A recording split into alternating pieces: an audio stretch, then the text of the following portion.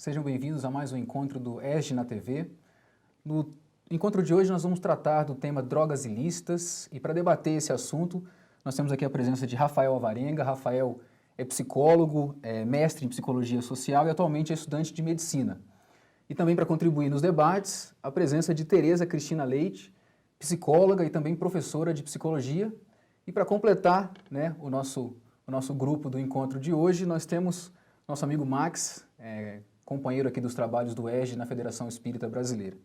Bom, para começar, eu queria perguntar a Tereza, o que são drogas ilícitas, Tereza? Bom, drogas ilícitas são as drogas que não são consideradas aceitas pela nossa sociedade nos dias atuais. São proibidas pela lei.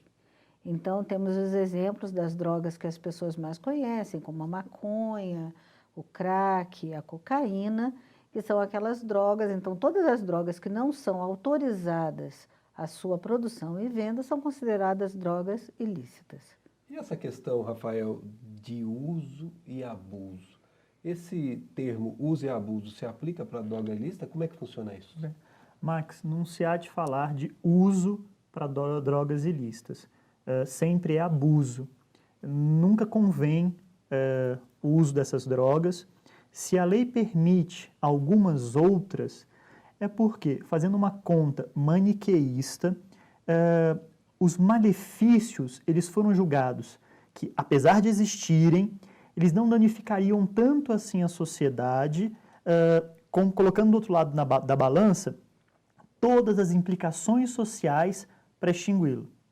Colocando alguns exemplos. Quando o ópio era permitido, observou-se que as forças de trabalho elas eram devastadas. Então, valia a pena a intervenção do Estado para acabar com o uso do ópio recreativo. O mesmo aconteceu com as drogas derivadas, cocaína, heroína. Quando a gente fala do álcool, do tabaco, o investimento, e aí passa pela parte financeira e pelo desgaste político de negociar com a sociedade para extinguir essas drogas também, na hora de colocar nessa balança, não compensa tanto fazer um gasto incisivo. Então, essas drogas que hoje são lícitas, como o álcool e o tabaco, vão sendo combatidos aos pouquinhos, com leis cada vez mais severas que coíbem o uso. Por exemplo, até menos de um ano atrás, podia-se fumar, não em ambientes fechados, isso já vem de muito tempo, mas em ambientes que tivesse meia parede, que tivesse um teto.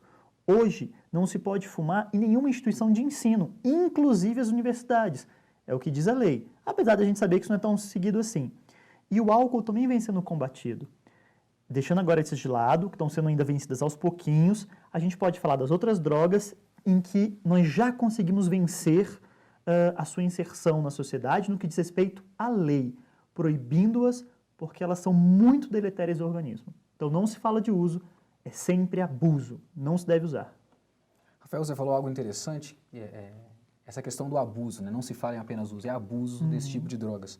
Há uma relação entre drogas e violência e será que foi esse o motivo do Estado ter intervindo no uso desse tipo de substância pela população? Perfeito.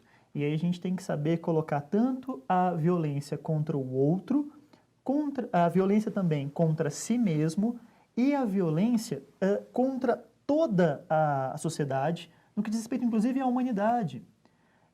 Um pai que se torna dependente de uma determinada droga, eu vou, por exemplo, citar o crack, que invadiu os grandes centros urbanos.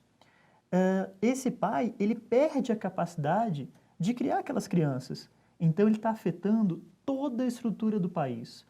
Além da violência contra si mesmo, que, apesar do livre-arbítrio, e nós sabemos, cada um de nós tem o direito de, inclusive, agir contra a lei. Nem Deus cerceia o nosso livre-arbítrio. No entanto, é preciso orientar.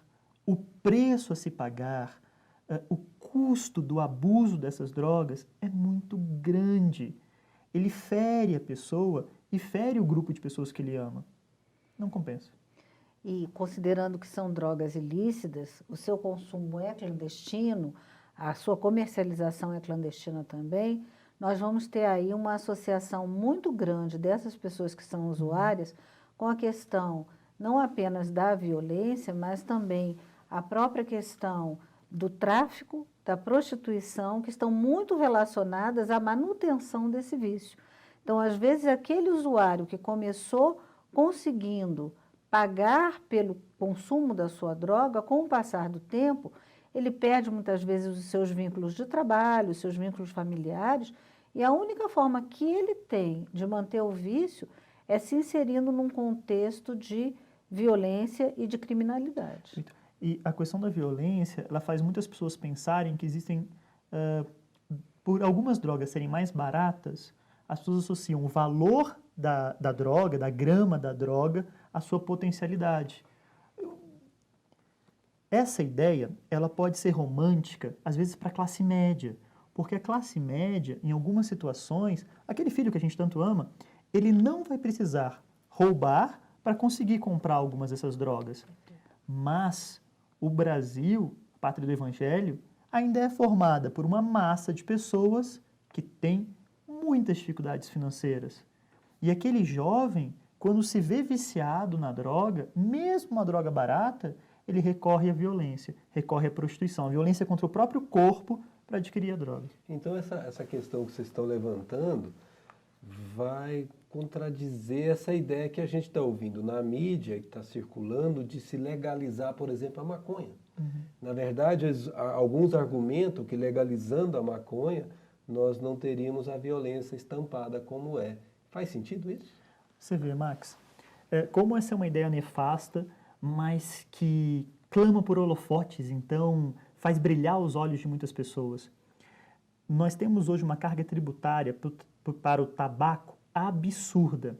Muitas pessoas dizem, como é que pode a indústria do cigarro continuar sobrevivendo com uma carga de impostos tão elevada? Mesmo com todos esses impostos, eles não pagam a vida de um pai, de uma mãe, de um filho que foi parar num centro cirúrgico, ou pior, está no hospital numa situação sem chances de recuperação, seja por um enfisema, seja por um câncer. Então, os impostos não pagam os custos associados à droga. E voltando para esse ponto, perceba o contrassenso. Por um lado, combatemos insistentemente os malefícios do cigarro muito bem conhecidos. E por outro, uma minúscula parcela de pessoas, mas que gozam de holofotes, defendem a legalização da maconha. E tentam confundir o canabinol com a maconha. Vários remédios vêm do ópio. Nós temos a morfina, um importantíssimo sedativo, mas o princípio foi trabalhado pela química, foi estudado por biólogos, por médicos, até se ter uma essência que poderia ser usada numa condição ideal. Da mesma forma o canabinol. Existem pacientes que, por algum problema em seus neurotransmissores, em seus neurônios, precisam de uma determinada dosagem para conter, por exemplo, alguns casos de epilepsia. Que bom que podemos usar essa substância para tratar a doença, mas não vamos confundir uma substância tratada, adequada e medicada com uma droga. E nesse caso da maconha, é importante dizer que o uso terapêutico não é da maconha, mas o uso de um dos componentes que entram na composição dessa droga. A questão da legalização que vocês colocaram, na nossa visão, traz para a gente um grande prejuízo, porque nós vamos retroceder em termos de conquistas morais. Ao invés de estarmos fortalecendo a nossa sociedade para que se torne cada vez menos dependente de substâncias que a privam de ter o seu livre-arbítrio em toda a sua potencialidade, nós estamos criando ou tentando criar mecanismos para facilitar que uma grande massa tenha acesso a uma droga que as fará facilmente uma massa de controle. Então, é muito perigoso e contrário aos ideais que nós temos de um mundo regenerado. Você falou que seria um retrocesso, né, para quem está aqui reencarnado nesse mundo com o objetivo de evoluir, né, de andar para frente.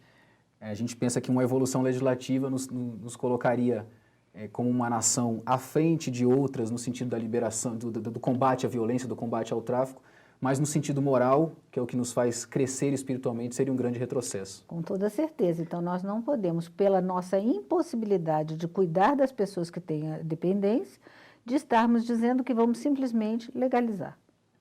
Há um grito dizendo que as sociedades que mais caminham, no sentido de serem as mais evoluídas, elas fariam a ode às liberdades individuais. Mas a gente tem que chamar a atenção que não é porque há a liberdade que aquilo é saudável, tanto para o indivíduo quanto para a sociedade. Se fosse assim, indo ao extremo, uma forma de provar um argumento, existem pessoas que defendem o casamento com menores de idade. E nós sabemos o tanto que isso é deletério, mesmo que a criança queira e que o maior queira. Da mesma forma, é preciso que nós, enquanto nação, protejamos as pessoas contra os riscos das drogas. O que eu gostaria de saber é por que hoje em dia tantas pessoas consomem drogas? Uma excelente pergunta. Talvez nós, da área da psicologia, estejamos perseguindo essa resposta, mas podemos com certeza afirmar que a sociedade, na medida em que se evangelizar e se fortalecer na fé, vai cada vez se tornar menos dependente das drogas. O avanço do materialismo e do orgulho tem sido um dos grandes responsáveis por essa epidemia no consumo das drogas. Há um grande grito, em especial publicitário, para as pessoas serem obrigadas a serem felizes. E uma vez que carecem da filosofia cristã, entendem felicidade como a alegria das percepções. Então, nessa busca obrigatória por esse entusiasmo, usam as drogas como saída para um vazio que, na verdade, é moral. Ok. Nós vamos encerrando esse bloco por aqui. Você vê que o tema é profundo, a gente ainda tem algumas coisas a discutir. Fique com a gente, não saia daí.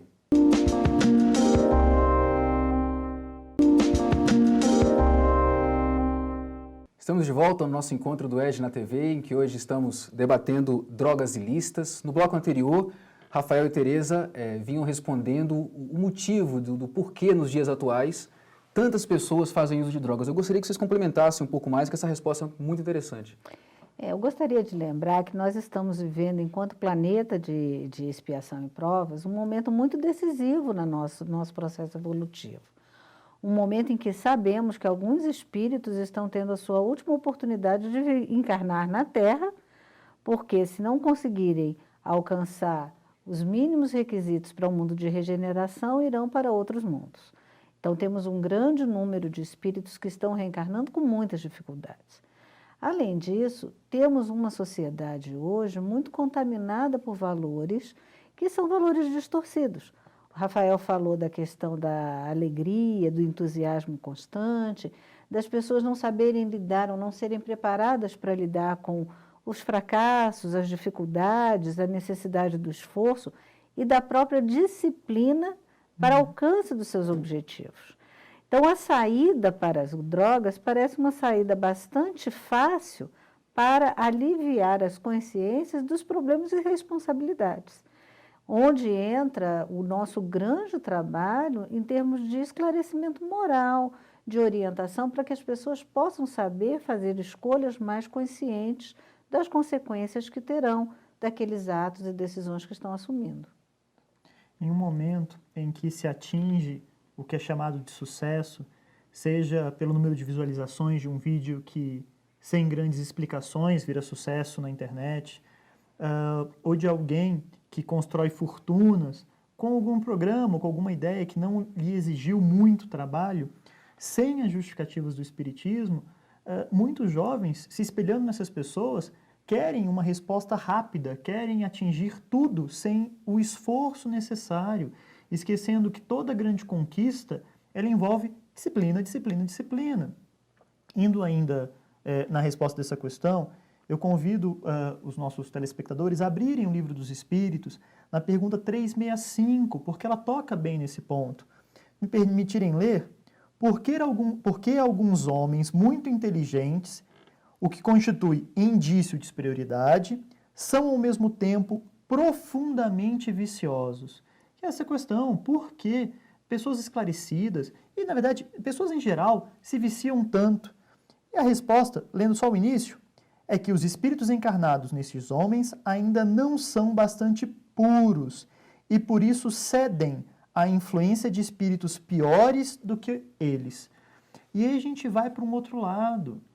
É preciso justificar também o abuso das drogas pela interferência, pela influência de espíritos imperfeitos que ainda sentem a necessidade dessas substâncias mais deletéreas ou querem ainda prejudicar o encarnado.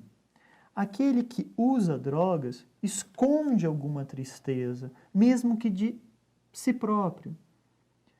O mundo das drogas não liberta a mente, o mundo das drogas não traz alegria, traz sofrimento.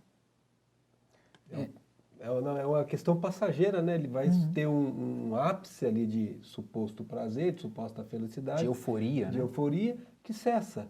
E nós precisamos lembrar, como a Teresa disse no bloco anterior, que se a gente voltar um pouco no tempo, que a pergunta é por que tantas pessoas consomem drogas hoje? Se nós estávamos no século XVIII, ainda tínhamos um freio moral, bom ou não, que existia pela crença dogmática que as pessoas tinham do medo do inferno, dessas coisas todas. E isso funcionava como um freio moral. Com o advento da ciência abrindo novas portas, o pêndulo mudou de um lado para o outro.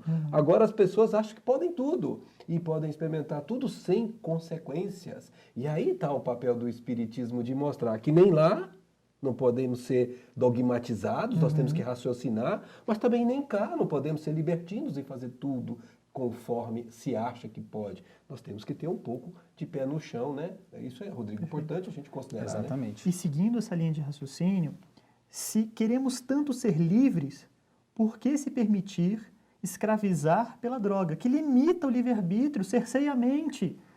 Ah, sou um usuário de maconha e sou livre para usar.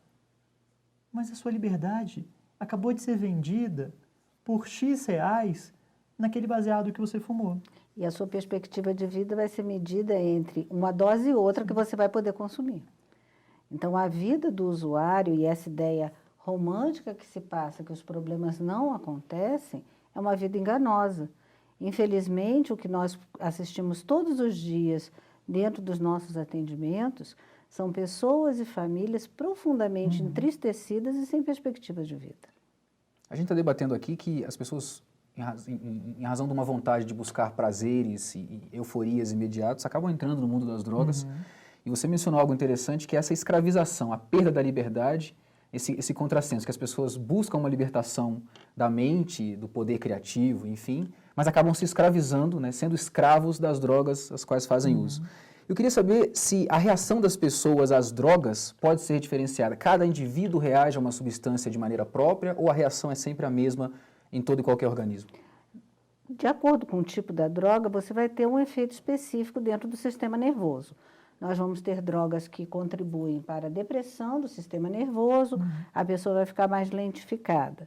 Temos drogas que excitam o sistema nervoso, então a pessoa vai ficar mais agitada, por exemplo, parecendo mais disposta, como as anfetaminas, a cocaína propriamente dita. E esse efeito vai variar também de acordo com o indivíduo. Muitas vezes, uma pessoa com uma dosagem pequena de uma droga tem uma repercussão no seu funcionamento mental muito mais intenso do que outra. Temos alguns casos de pessoas que com apenas uma única dose, por exemplo, de cocaína ou mesmo de maconha, entraram em surtos psicóticos, perderam completamente o vínculo com a realidade e depois de passado o efeito da droga, não voltaram mais ao seu funcionamento normal. Então, o corpo físico tem uma predisposição diferenciada, porque sabemos que o espírito que habita aquele corpo físico traz também fragilidades e potencialidades de existências anteriores para essa vida atual. Justificam algumas pessoas que, meu avô, minha avó fuma desde os 16 anos e hoje tem 90. Aonde está o câncer que anunciado no verso do maço? Os organismos são diferentes, mas é brincar com uma roleta russa, com muitas balas carregadas. É um risco tremendo à própria vida. Rafael, mas eu já uso há algum tempo e não tive nada. Não é porque o seu organismo funciona de uma determinada forma hoje que amanhã ele vai continuar funcionando da mesma forma.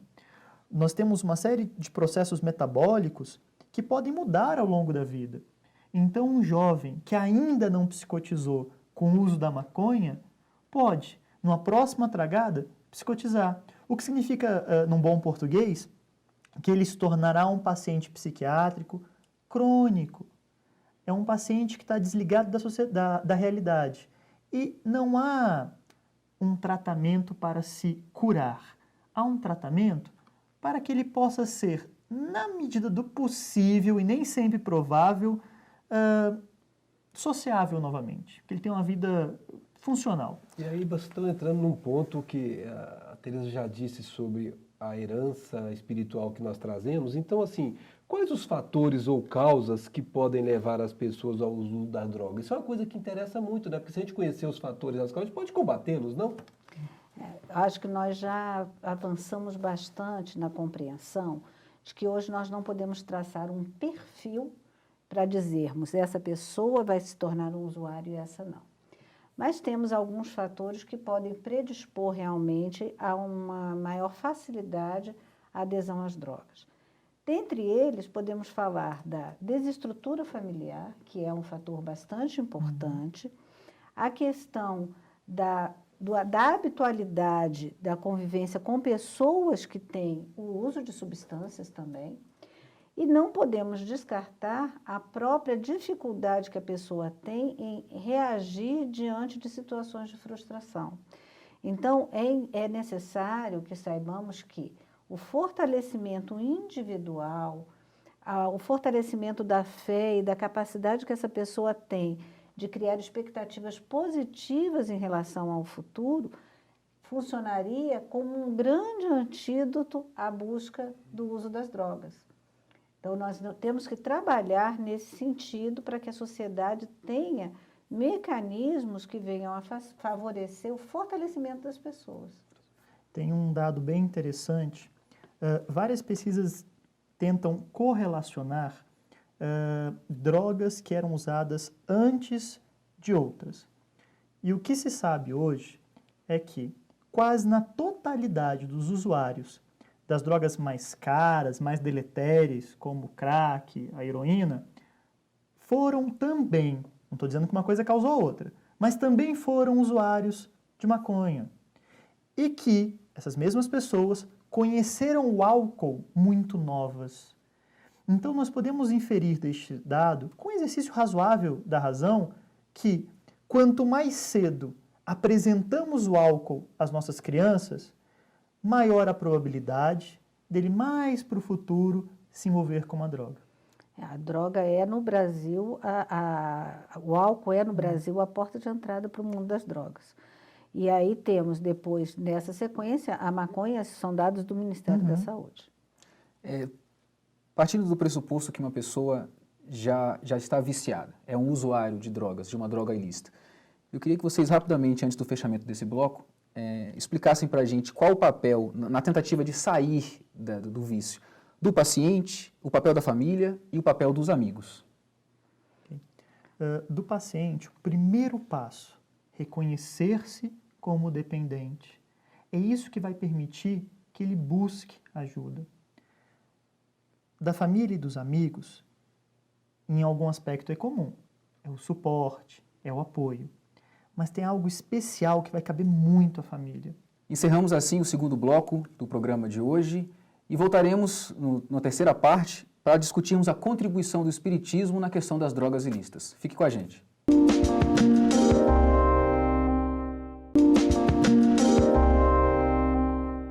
De volta para o último bloco, nós terminamos o debate anterior com o Rafael falando da importância do papel dos amigos e da família na estrutura, no suporte que eles devem dar ao usuário de drogas. E ele terminou mencionando a palavra amor, que isso é que é mais importante, isso é que interessa. Eu gostaria que a Teresa complementasse essa ideia do Rafael. Concordamos que o amor é fundamental dentro desse processo, mas algo que também faz muito importante é o limite. O usuário, normalmente a pessoa que tem uma dependência química, tem uma dificuldade muito grande em lidar com limites, proibições, interdições.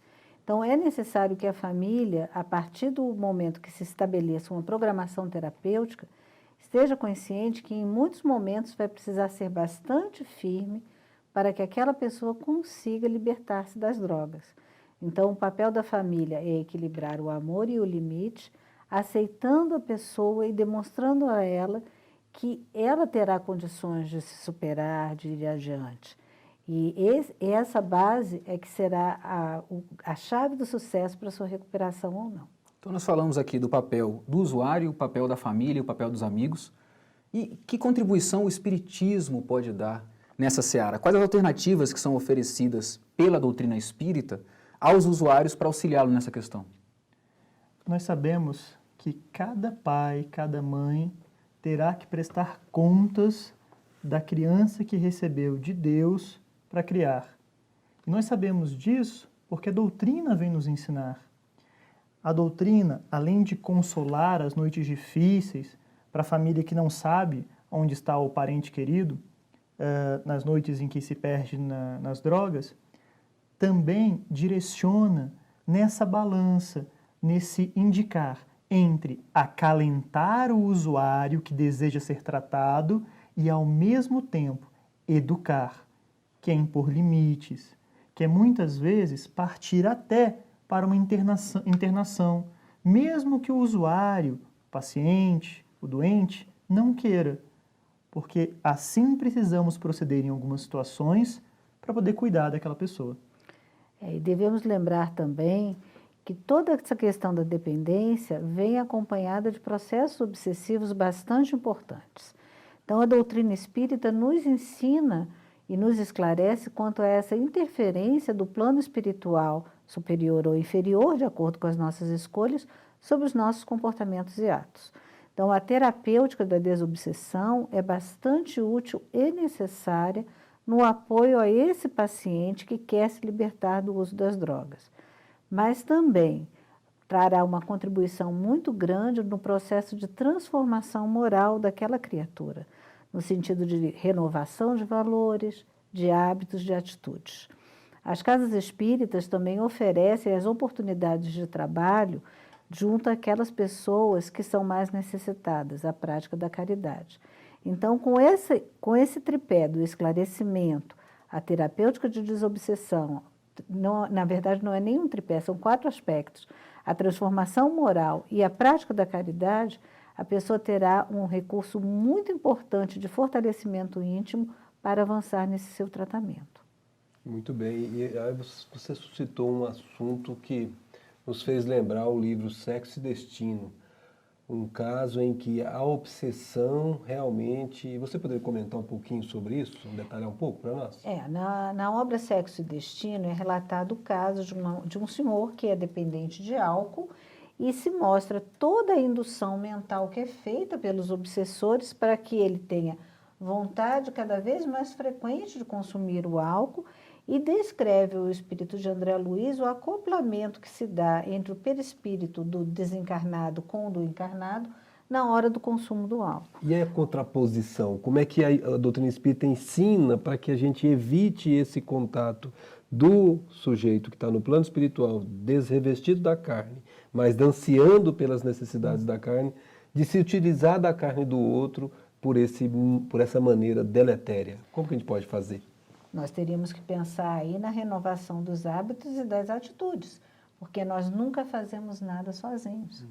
Né? Nós teremos que pensar sempre que os nossos pensamentos e os nossos atos trazem para perto de nós companhias espirituais, agradáveis ou desagradáveis. Então, aquele quadripé que você colocou, o esclarecimento aqui é fundamental. Com toda certeza. Existe a profilaxia da prece.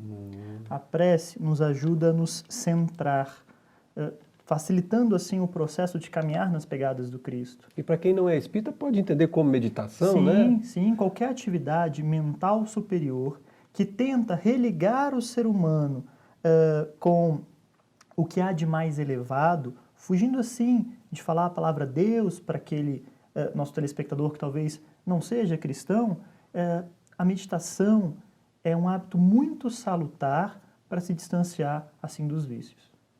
A Teresa mencionou essa renovação de atitudes, você usou o termo da profilaxia da prece.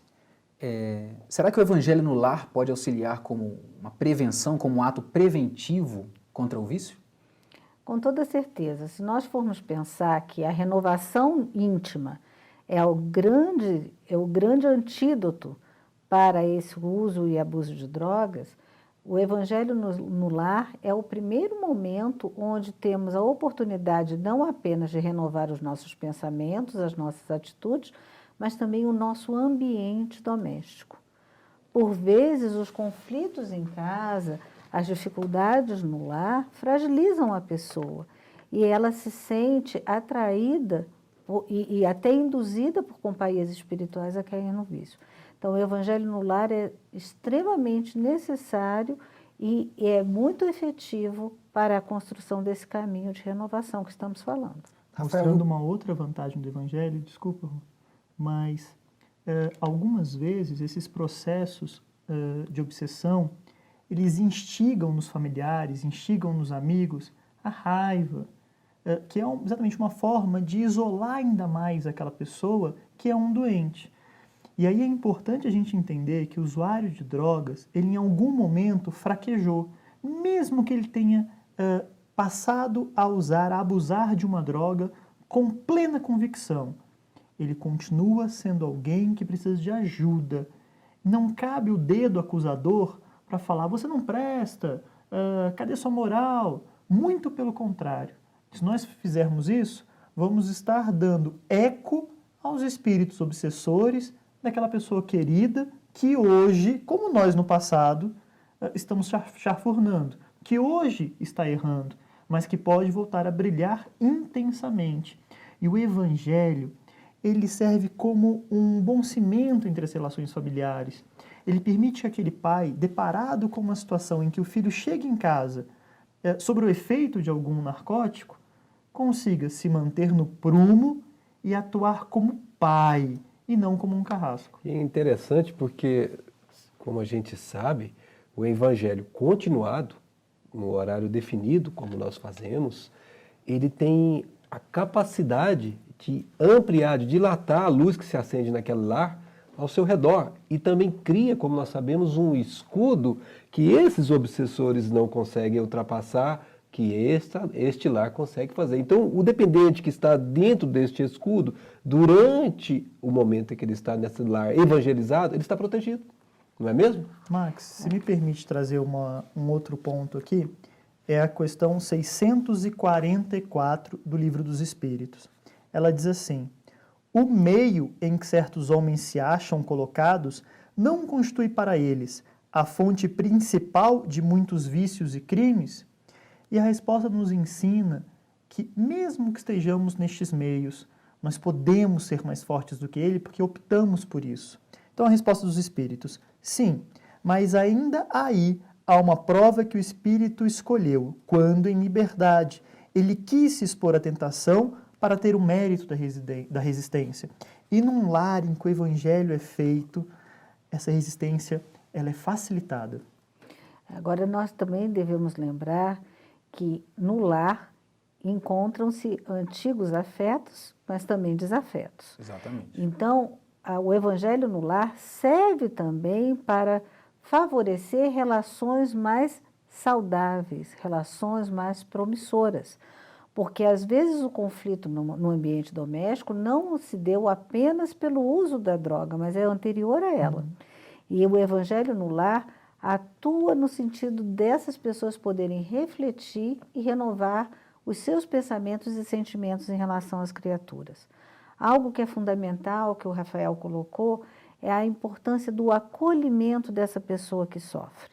E aí, essa pessoa que tem a dependência é uma pessoa que está em profundo sofrimento, precisando muito da nossa oração, das nossas vibrações no bem e do apoio e o carinho da família. É isso que irá ser o grande caminho para ele. Tereza, você falou a palavra acolhimento, e eu me lembro do papel do centro espírita no processo. É importante buscar um centro espírita ao ter na família um usuário de drogas? Eu coloco que é importante o centro espírita buscar o usuário de drogas. As nossas casas espíritas, elas precisam sempre se renovar e se adequar às realidades no que diz respeito à prática da caridade. É verdade que ainda vivemos em um país em que as pessoas sentem fome, então a caridade perpassa a cesta básica. Mas o Espiritismo não se limita ao Brasil. E mesmo no Brasil, não se limita apenas às regiões mais pobres. Então, as casas espíritas, elas precisam estar abertas e convidar aqueles que sofrem moralmente para se renovarem em Cristo. Esse trabalho é o desafio de urgência dos tempos atuais. Nós muitas vezes queremos na casa espírita pessoas já prontas para o trabalho. Devemos pensar que a doutrina consoladora deve chegar principalmente aos corações que estão em processo de sofrimento. Daí a necessidade da nossa preparação e até mesmo da nossa abertura para acolher essas pessoas que vão chegar à casa espírita nem sempre nas melhores condições. Agradeço a presença de Rafael e Tereza, agradeço a sua companhia conosco. Finalizamos assim mais um programa, esperamos você conosco no próximo EJE na TV. Até mais.